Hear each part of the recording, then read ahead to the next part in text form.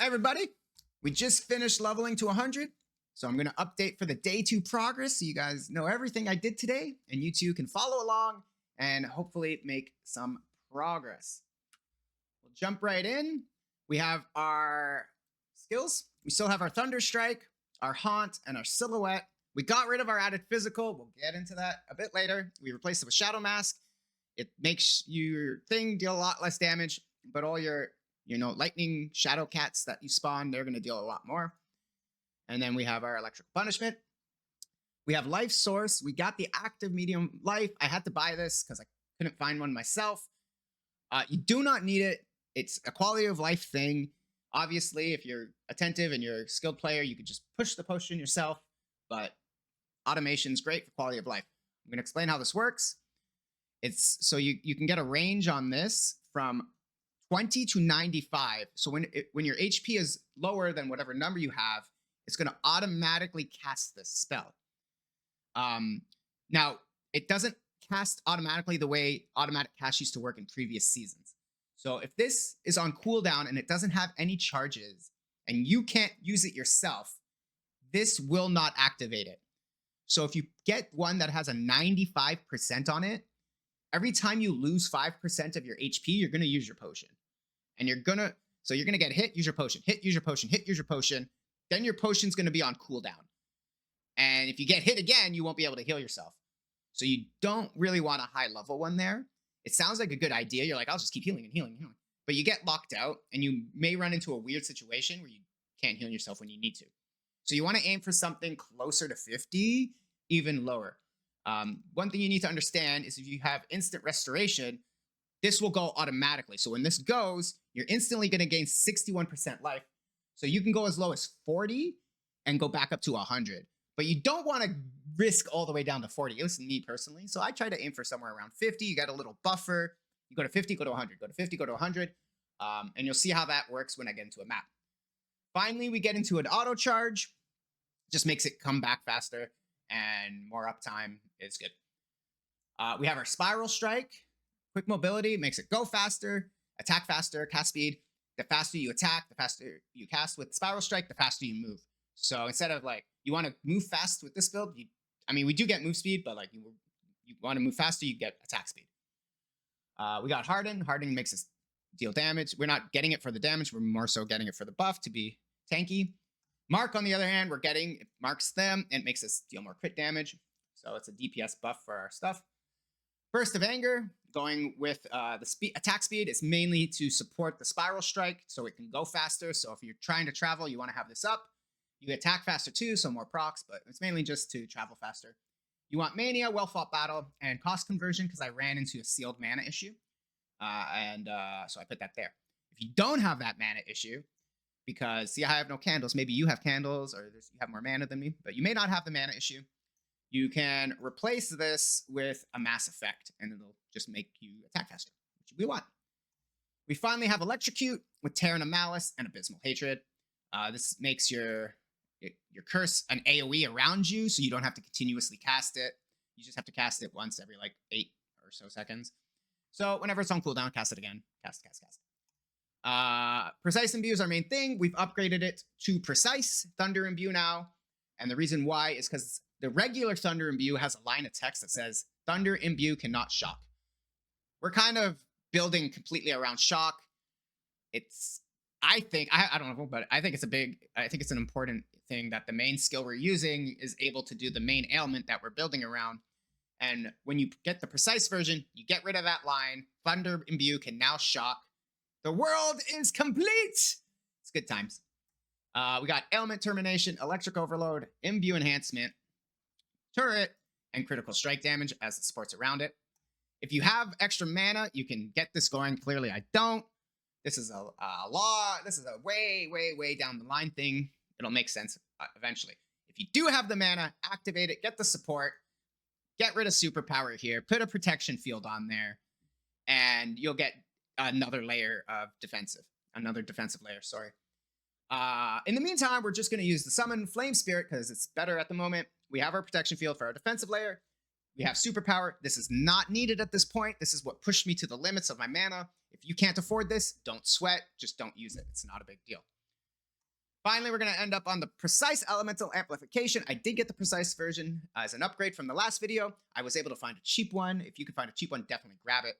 You're going to only gain about, I think it's 1% or 0.5%. That's not a big deal. The big thing we're getting here is the 4% Elemental Resistance Penetration.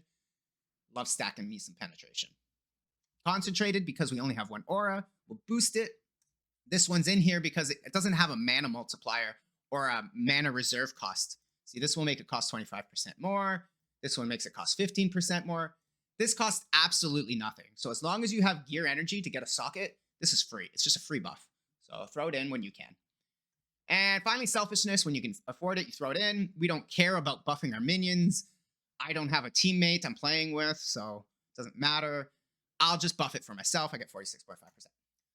Candles, I'd show you. I don't have them.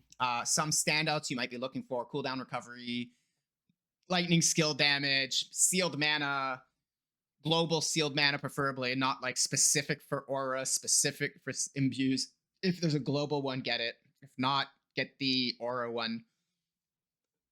Stuff like that is what you're looking for in candles. Talents, we're going to hump over to here. We start with Goddess of Hunting. We go 3 into damage only. We come down here, pick up the life, jump up here, grab the move speed. Go down here for the big line. We're going to end up on lightning skills, subtle shock, 1 damage, additional time on hit. We're going to end up giving us 9% additional max damage. Here we have paralyzed and flicker. You're going to jump between both of these as you feel like you need it. If you feel like you need more single target damage or just more damage in general, you go paralyzed. It is much more damage than flicker. However, flicker, like I said, will give your spiral strike a lot of attack speed. Attack speed equals move speed. You want to fly through the maps really quick. This makes you move like twice as fast through the maps.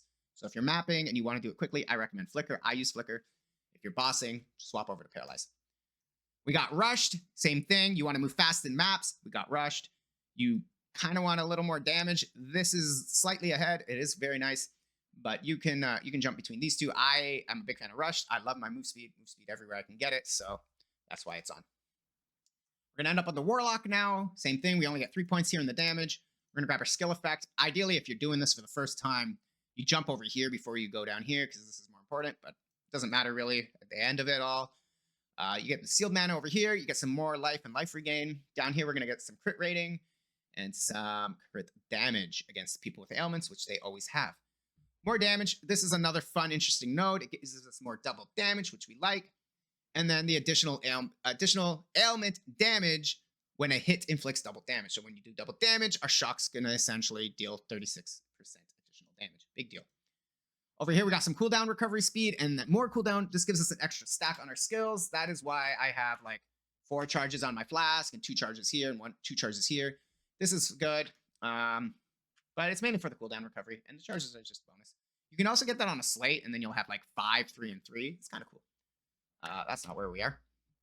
Alrighty. Finally, we're going to end up here. We're going to grab an all skills. We're going to come down here after. We're going to get the damage per type of ailment. So that's another 5-time, multiplier. It's our thing. And then these are the last skills I got at 100.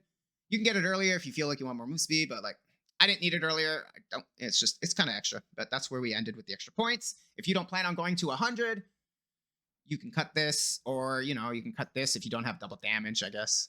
But yeah, those are your options. We got our traits. I did this. I went here, I went up and then down. That's what I'm using at the moment. As for my relics, I'm not 100% sure what's the best. I'm just kind of using what I think. I'm playing around with a bunch. At the moment, this is the best one I found, I think. So I'm using it. Gives me the base shock. It lets me settle it an extra time. Here we get more base shock, settle it an extra time. It's essentially the same thing, but in memory form. Over here, we got the characters deal additional max damage. This is important. There's another one that says attack damage.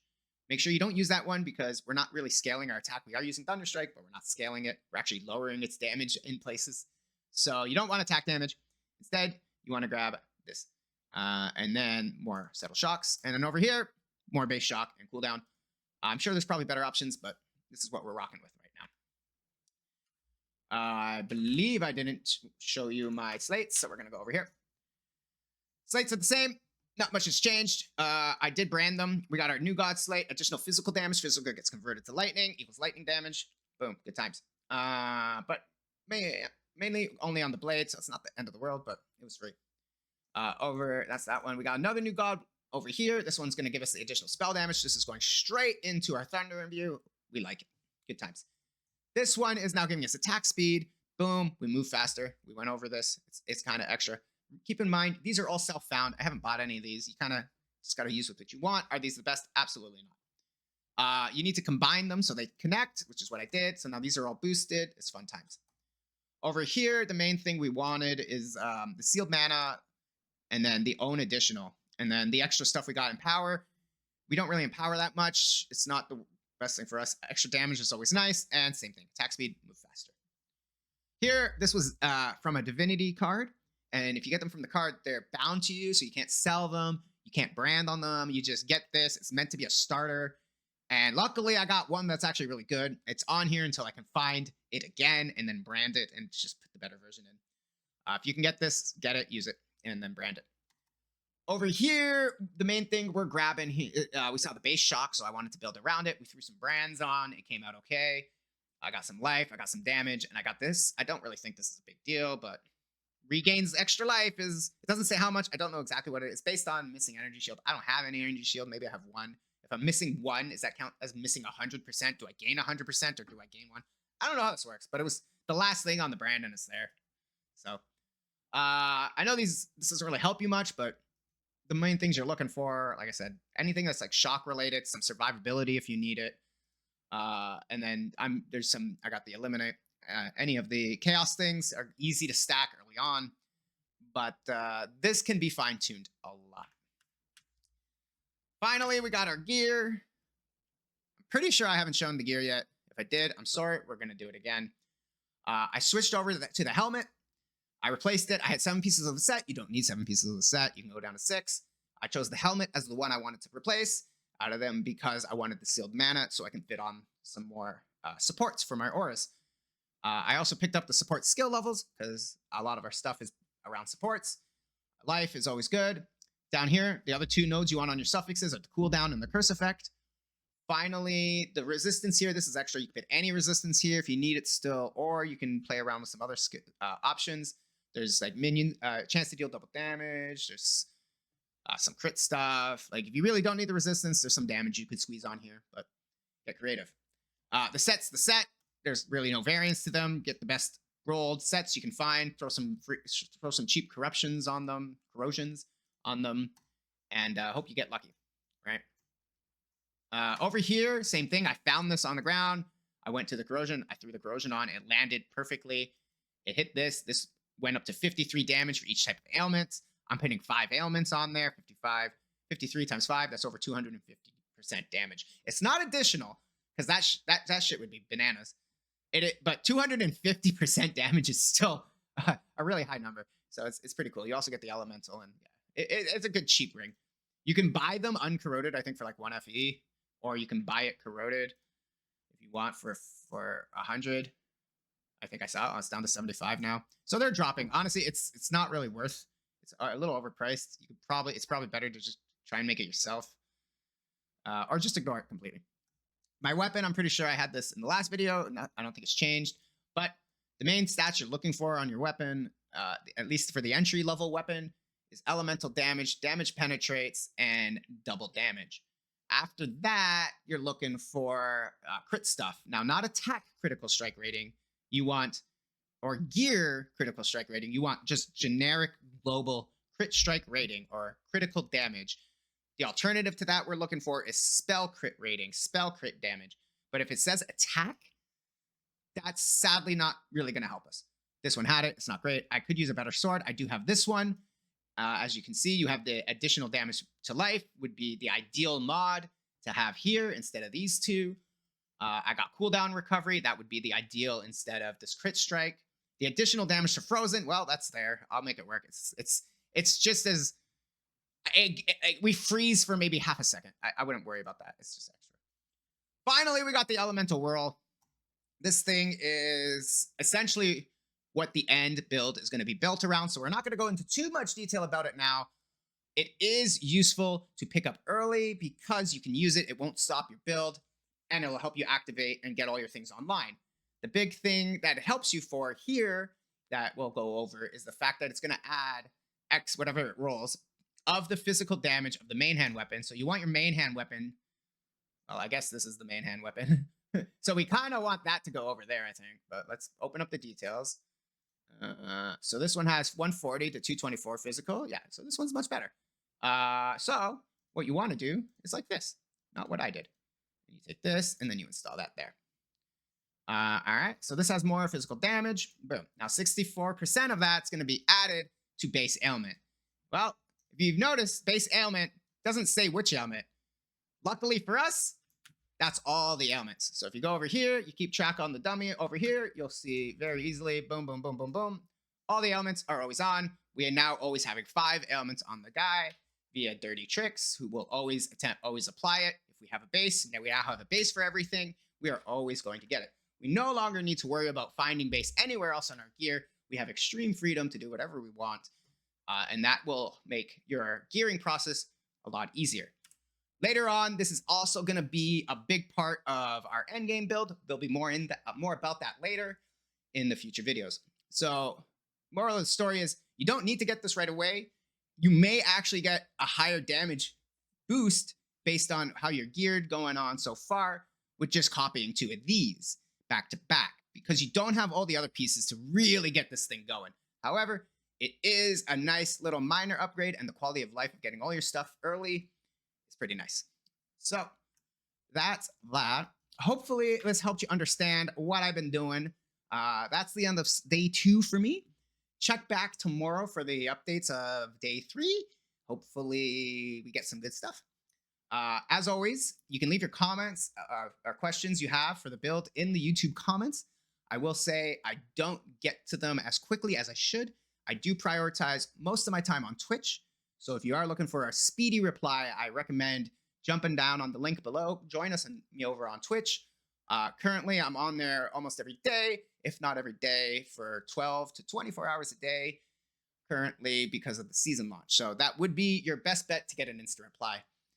Otherwise, I hope this helps you guys understand Erika a little bit more, and you're excited to see where this is going. Otherwise, we'll see you later, and good luck.